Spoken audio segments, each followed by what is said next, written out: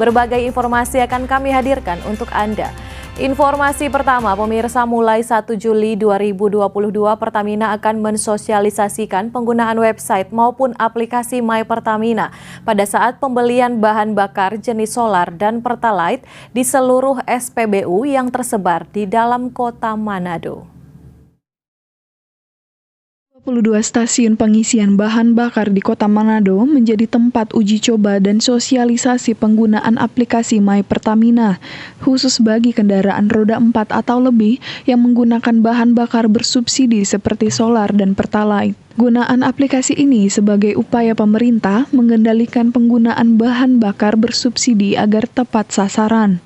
Senior Supervisor Communication Relation Pertamina Regional Sulawesi, Taufik Kurniawan, mengimbau kepada masyarakat yang berhak menerima subsidi solar maupun Pertalite untuk sesegera mungkin mendaftarkan kendaraan pada website atau aplikasi My Pertamina sebelum masuk ke tahap pelaksanaannya. Sementara sosialisasi secara masif itu baru akan dimulai pertanggal 1 Juli.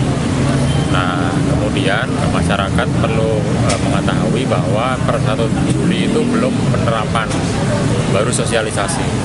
Nah, warga yang ingin bertransaksi di SPBU itu baik yang terregistrasi maupun belum terregistrasi itu masih tetap dilayani pada fase sosialisasi.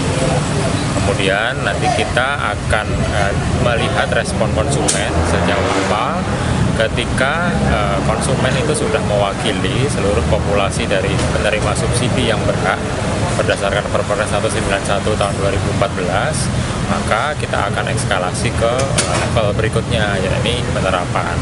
Tapi pada fase ini itu fase sosialisasi, kami himbau sesegera mungkin warga untuk mendaftarkan. Mengenai tata cara dan lain sebagainya pasti akan kita informasikan pada fase sosialisasi tersebut.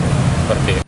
Kota Manado merupakan salah satu dari 11 daerah yang masuk dalam tahap uji coba dan sosialisasi penggunaan website maupun aplikasi My Pertamina di seluruh Indonesia.